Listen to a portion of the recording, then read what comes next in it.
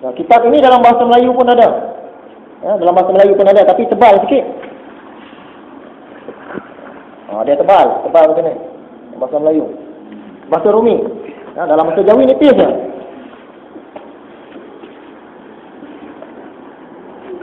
Kitab ini pula, dia menggunakan bahasa Jawi lama. Dialek Patani. Nak baca tu pening juga. Tambahan pula dia tak ada titik. Daripada mula sampai habis kitab dia tak ada titik. Yang mana berhenti, kita nak kena cek dulu. Baru kita tahu. Tidak kita sambung 2-3 ayat sekaligus. Dan dia tidak ada perenggan. Habis satu cerita sepatutnya masuk perenggan baru. Dia tak ada. Daripada mula sampai habis jenuh kita nak baca. Tapi insya-Allah sikit-sikit boleh kita ambil manfaat daripada kitab ni. Sebelum kita masuk pelajaran hari ini, kita imbas sedikit kuliah yang lalu. Dalam kuliah yang lalu, kita telah mengenal pasti asal perkataan sembahyang. Dari mana datang perkataan sembahyang? Orang Melayu zaman dulu sebut hyang itu sebagai Tuhan. Jadi sembah Tuhan, sembahyang. Tapi sekarang ni ramai orang menggunakan istilah solat. Itu istilah yang lebih tepat. Kemudian kita berkenalan dengan solat wusta. Apa dia solat wusta? Solat wusta ialah solat asar. Apabila orang sebut kepada kita solat wusta, kita pun fahamlah solat asar. Yang ketiga, khusyuk. Macam mana yang dikatakan khusyuk dalam solat? Khusyuk dalam solat ni ialah tetap hati dan tetap anggota ketika solat. Hati pun teringat kepada Tuhan, teringat kepada bacaan-bacaan, teringat kepada semayang. Badan kita pun tidak bergoyang-goyang banyak. Yang tu khusyuk. Jadi khusyuk luaran dan khusyuk dalaman. Yang keempat, dalam kalangan kita ada orang yang seolah-olah sentiasa dalam keadaan bersembahyang. Macam mana dia ni seolah-olah sentiasa dalam keadaan bersembahyang? Padahal dia sembahyang 5 waktu juga. Orang jenis ini, selepas sembahyang fardu zuhur, hati dia dah rasa seronok dah nak sembahyang fardu asar. Dia dah nanti-nanti dah nak sembahyang asar. Lepas sembahyang asar, dia dah rasa seronok dah nak sembahyang maghrib. Begitulah seterusnya. Jadi orang yang macam ini, dia seolah-olah sentiasa dalam keadaan bersembahyang.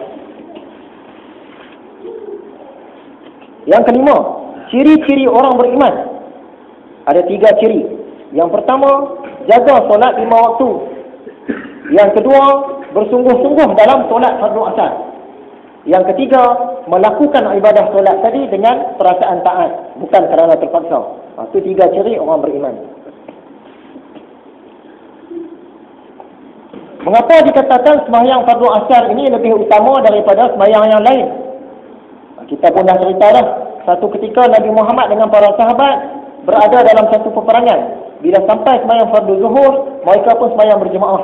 Ketika sembahyang berjemaah itu, orang musyrik, kafir musyrik, tengok orang Islam sembahyang. Bila semua tunduk, kemudian bila Tok Imam sujud, semua sujud. Jadi orang kafir ni kata, lepas ni kita serang mereka masa tengah sembahyang. Kita serang mereka masa tengah sembahyang.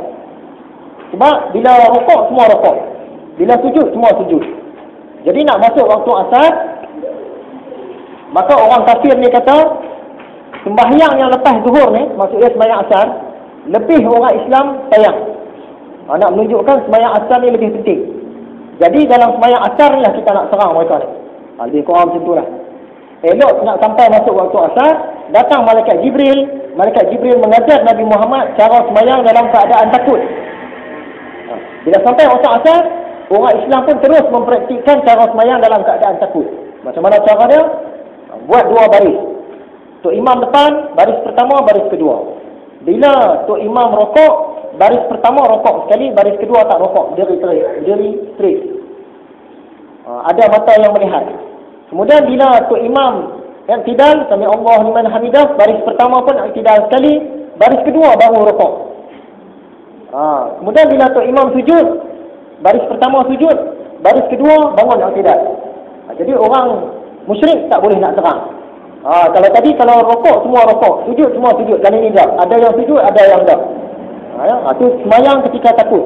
Dia turun untuk sembahyang fardu asar, menunjukkan kelebihan sembahyang fardu asar.